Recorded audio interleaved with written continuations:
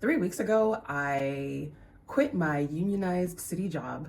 I got my lease taken over in New York. I sold all of my belongings, put a bunch of it into storage, and got on a plane. And what was supposed to be a 2 week vacation, I kind of just turned it into a full move abroad in under 3 months. Now, you may be asking yourself, is she okay? I promise you I'm okay. At least that's what my therapist says. Well, welcome to my YouTube channel. I'm Jaylyn, the dancing therapist. Today, I'm gonna tell you 8 reasons why I moved abroad. Disclaimer, I am a licensed therapist. However, I am not your therapist. So anything that I discuss is not meant to replace therapy or a relationship with a licensed mental health professional. Reason number 1, it's for the love of my life. Dance. That is reason number 1. I needed to take a break and just go all in on dance. I am a grown woman. Grown woman. Beyonce song. You heard it, right? Because me and Beyonce, okay. I'm a grown woman and I have dealt with injuries. I've dealt with surgery. I've dealt with lifing. I've dealt with adulting, rude. And I really needed to just rededicate myself to this thing that I'm passionate about. For me, dance has always been a guiding light to keep me on track for all of the things that I'm passionate about. It's been the thing that keeps me hopeful when things are extremely difficult.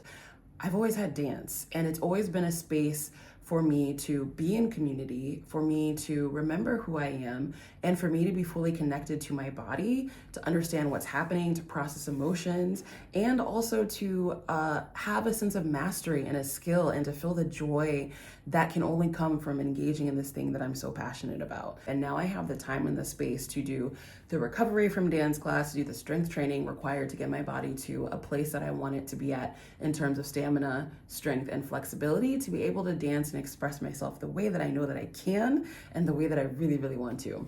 Number 1 reason, dance. Period. My second reason for moving abroad and making this huge transition and shift, burnout. Y'all, I know it is the word of I won't even say year. I feel like it's just been the year for the word for the last 5 years at least. Burnout. And I appreciate Dr. Jennifer Mullins in her book, Decolonizing Therapy, her framing of burnout not as an individual failure, but as a systemic failure, because burnout is not about me not doing enough self-care. I stay in therapy, I stay moving my body, I stay journaling, I stay meditating, I stay praying, I stay in my community. I do all the things, that all the toolboxes that you get in those healing spaces. I do it all. And yet and still, I got burned out. Burnout is a systemic failure. It is a failure of a work structure. It is a failure of a societal structure. It is a failure of oppression and so many systemic issues and ways of keeping us constantly depleted and constantly commodified. And I recognized that I needed a break from the structures and the systems and how things have been operating in the US to be able to actually recover from burnout. But in order to recover from burnout, it required me to remove myself from those systems, to actually just have enough space to breathe. Reason number 2 is to address burnout. And burnout not in terms of amping up my self-care, but burnout in terms of understanding it's a systemic failure, and it required me to remove myself from the system so that I could tend to myself and actually heal and recover from all of the impacts of that. Burnout, get out. Reason number 3, and yes, this made it into the top 3 because if you know me, you know that I'm very passionate about this. Food. I love food. I love food so much. Y'all, they have this dish here in Accra, Ghana, well, all of Ghana, called banku and tilapia. It is so delicious. Chap. And yes, when I first got here, my digestive system was struggling and I did not slow down on any of the hot pepper sauces because it's so flavorful. It's so good. It's so life-changing. Like, I love food. I love it so much. And the quality of food when you leave the US, so much better. I got to the point in the US, and I don't know if you've ever had this experience where you know you should eat food, but like you just don't feel like it because the food just, I don't know, it just doesn't food the way food is supposed to food. I had that happen so many times to me, and I love food down. So I'm like, clearly there's an issue with American food. I bought a bell pepper and I thought bell peppers were supposed to be like yay big, right? The bell pepper was giving like maybe slightly bigger than that, like slightly bigger than this circle. And I was like, are bell peppers supposed to be that size? Is that how big they're supposed to be? The fruit and the food and the quality is so amazing, and I can feel it in my body. I feel energized after eating. Like my digestive system is like dugging every time that it's processing the food. Like it just feels so much better. It gives me more energy, which is helping tend to reason number 2, burnout, and definitely helping with reason number 1 and helping me dance and be energized and fueled for me, just getting my body back on track and feeling amazing inside of this vessel that I have. So yes, top 3 reason, food. Reason number 4, and I am still very salty about this one. Like I'm still thoroughly in my bag about this one. So reason number 4 is healthcare costs. And you may be like, girl, you put that below food. Yes, that's how much I love food. But reason number 4, and there could be an argument to be made that if our food quality was better, we wouldn't need as much healthcare like services if we had better quality food in the US. There's a very solid argument to be made there. So yes, I put food above healthcare costs.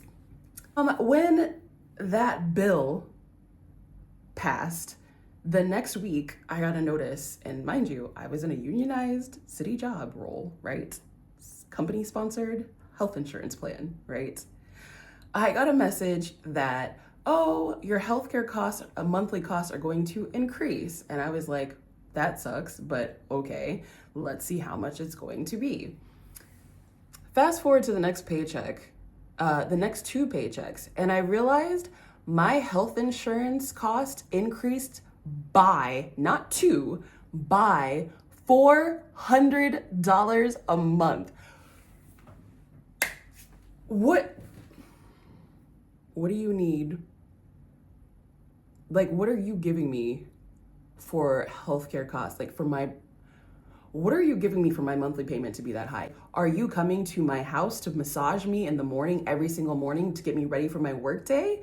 Like, clearly I shouldn't have copays anymore. Clearly medication should be free. Like, what? I now have a health and travel insurance plan that is $200 more than what I paid a month for health insurance. That's what I pay for the whole year. In my last video, I talked about I joined a phenomenal group called the Exodus Summit. It is founded by Roshida Dow and Stephanie Perry, and it is a group for Black women wanting to either take a career break or sabbatical or permanently move abroad. And they offer lots of resources and a community to support you with that. And I remember both of them were talking about their experiences with their healthcare in their respective places. And I remember them talking about the level of care that they received. Like their doctor would reach out to them on WhatsApp and follow up with them the next and following days to see how they were doing. Or like they were talking about how their appointments with the doctor, just like, you know, not urgent, emergency, life-threatening situation, but regular situation. And their meetings or their appointments would be an hour. An hour? Y'all, before I left, like I had a scare with my heart and I had to meet with a cardiologist. I had to do a test and like 3 things showed up on the test and I was like freaking out. Oh my gosh, my heart's not gonna be okay. And like, they were like, oh, we'll meet with you at the end of the month. And I was like, no, you're gonna meet with me tomorrow because I need you to explain these test results. And the cardiologist met with me for 8 minutes. 8 minutes about my heart, like 8 minutes, and like covered enough for me to not be, you know, up at night every single night like I was when I first got the test results, and like explain what was going on and all of that stuff. And of course I asked my questions because I don't play about that in the doctor's office. But like the whole thing was 8 minutes.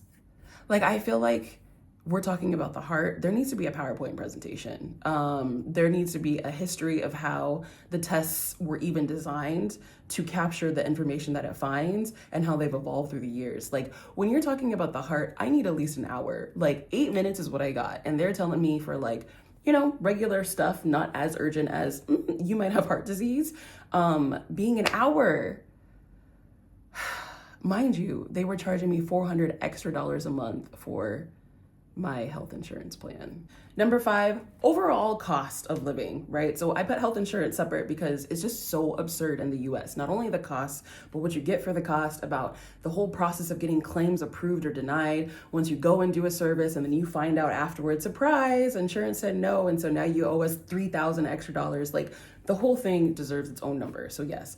But underneath that is just the overall cost of living. So right now, and I'm gonna do a separate video that gives you actual footage of my accommodations that I'm staying at right now.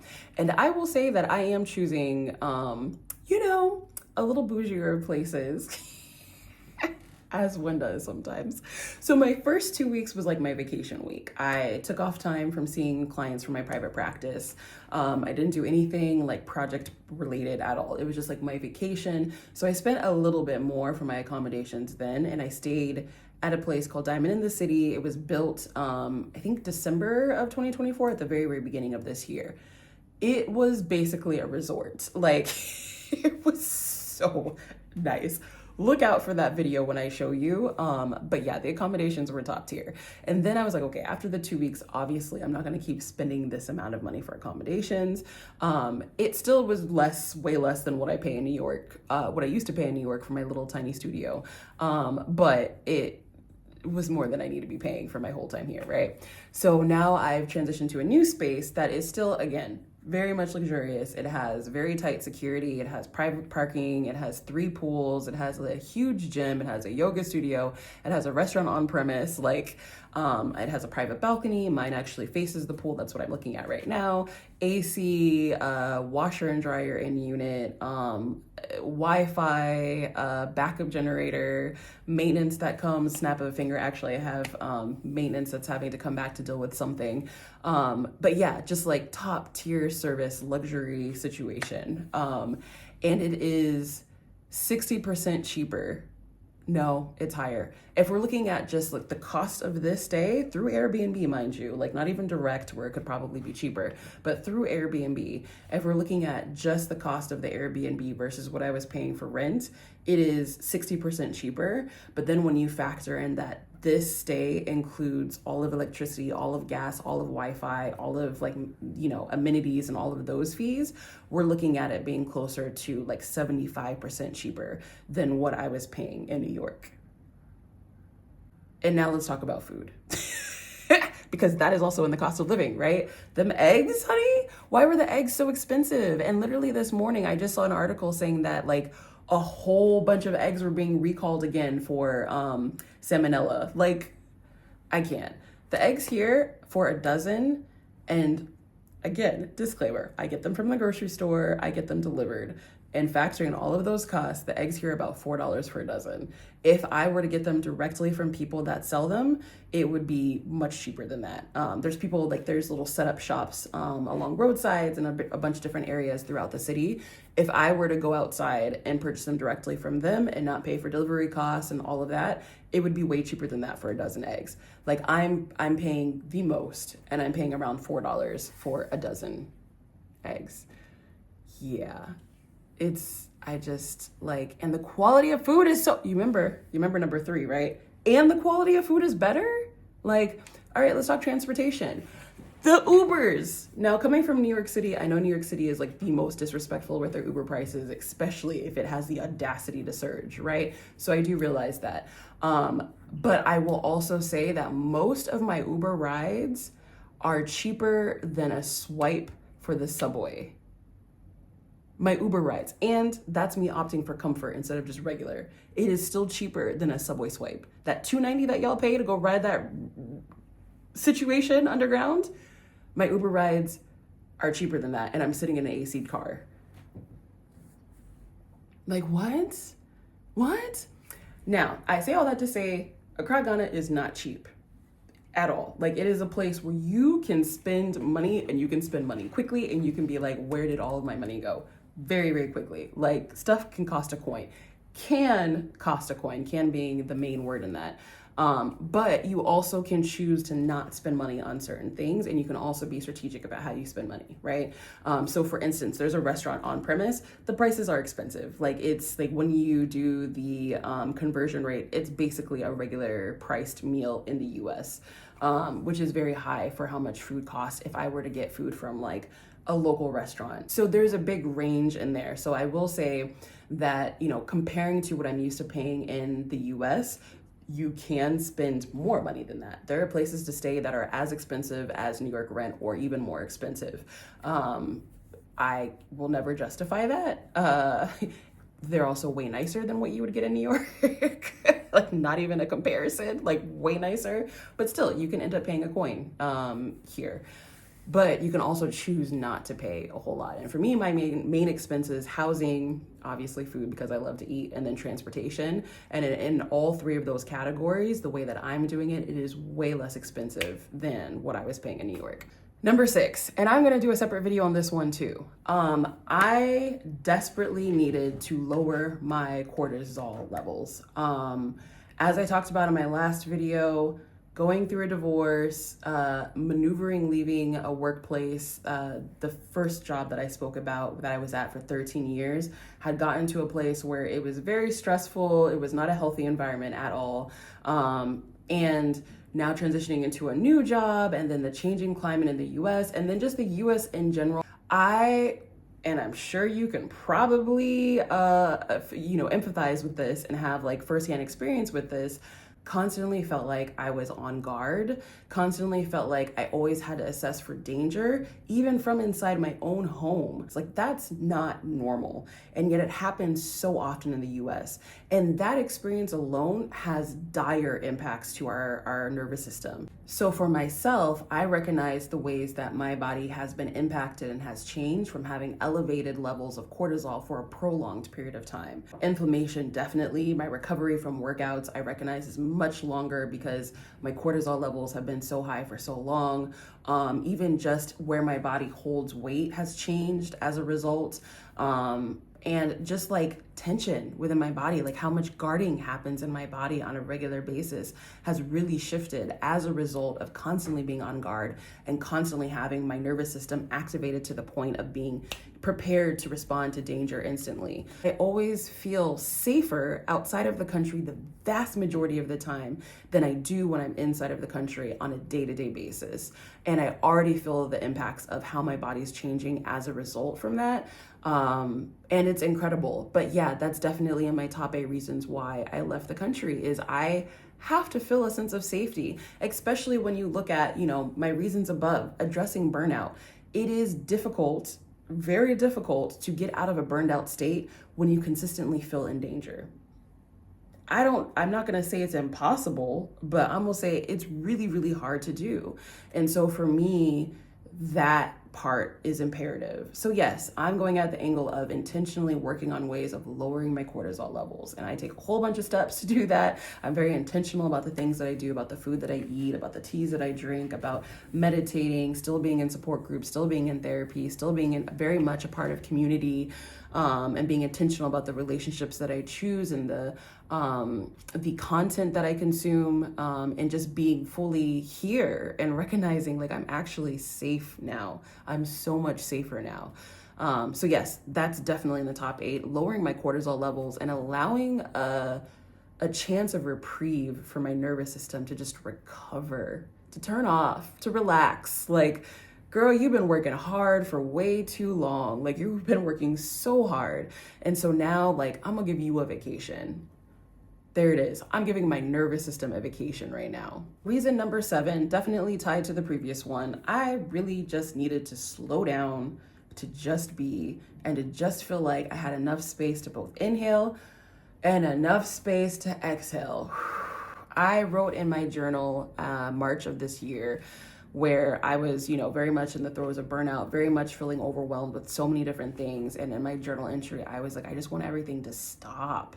Like, I just wish I had a remote and I could push the pause button. And I wish the only thing that continued were to be able to watch sunrises, because I love them, and to watch sunsets because they're just so powerful and beautiful. And I wish that's all my day had to consist with. Just like a pause to be able to breathe, to bask in the beauty of a sunrise, to bask in the beauty of a sunset, and like everything else just to be on pause. Like, everything is too much, it's happening too quick, it's too overwhelming, I'm too stressed. Like, please, I just need a pause. And I feel like I have given myself that. I've given myself a long pause. Again, I don't know if it's going to be for months. I don't know if it's going to be for a year. I don't know if it's going to be longer than that. I don't know, but I have taken away that end date. I've taken away that barrier. I've taken away that like strict, this is when it has to stop and you got to get back to the hustle and the race. And I am so thankful that I gave myself and I answered that need for myself to just take a pause. Like I literally wake up and I don't have to do anything on so many days. Thursdays is the only day that I work. I see clients. Aside from that, like I can just be. And just transitioning into that process has been a huge challenge because I'm so used to, living for productivity instead of just being in purpose. And like that is a huge shift that's uncomfortable, and I'm still uncomfortable with it. Like even today, I was like debating, do I want to make a video? Do I want to, edit? Do I want to da-da-da-da? And I'm like, I don't have to do anything. And I recognized, and I took a moment to pause, and I took things slow this morning, and I was like, well, I actually want to create. I want to be creative this morning. And so I get to be creative this morning. I have the space, I have the time. There's enough of a pause of everything else around me that I just get to be creative this morning. And if I chose that I wanted to not, and I wanted to just sit and, sit on my balcony and watch people at the pool, I also have the permission to do that. So yeah, that's definitely my top 8 of things, huge motivators for why I chose to move abroad. And my 8th reason is I needed to be a possibility model for myself, first and foremost. Like I had a therapist 10 plus years ago that I worked with. She was amazing. She left the agency, which is why we no longer work together. But she was phenomenal. And she would always talk about having these moments where I succeeded at something or gave myself something that I really needed, or I proved a negative belief about myself or limiting belief about myself wrong, or I like achieved something that I thought was beyond me or, not a possibility for me. And she would always speak about it as like, you just made a deposit into your bank. And she would talk about like, you're getting very rich. Like, do you see how much you got building up in your bank of all of these things that you deposited for yourself, that you did for yourself? And I feel like with taking leaps like this, and I've done leaps before, this is another one that I am now depositing into my bank and reminding myself that things work out, things align, people will support you, like the creator will support you, your benevolent ancestors will support you, like everything will conspire together to support you when you're living in your purpose and you are choosing your passion and you're choosing to say yes to that makes you excited to be alive. And so for me, it's being a possibility model for myself, and also recognizing the more that each of us chooses that for ourselves, we're also being that possibility model for other people. And I'm so grateful. And I spoke about this in my other video about being a part of communities like the Exodus Summit, and being able to see so many other Black women go through this specific journey and to feel inspired to do the same for myself. It's like thinking that a door was locked and closed, and them showing me not only is a door unlocked, it's also open, and also a bunch of us just walked through. Girl, what are you waiting for? Come on over here. It's beautiful. And so feeling like, oh, all I gotta do is stand up and walk. That's it. Everything else is ready. So yeah, that's reason number 8 for doing this, is that I need to keep being a possibility model for myself, and as a result, being possibility model for those in my community. That is how we level up. That is how we stay in our power. That is how we persevere through whatever the country and society chooses to do, and things that they choose to implement, and ways that they choose to go backwards or forwards, or whatever it is that they got going over there.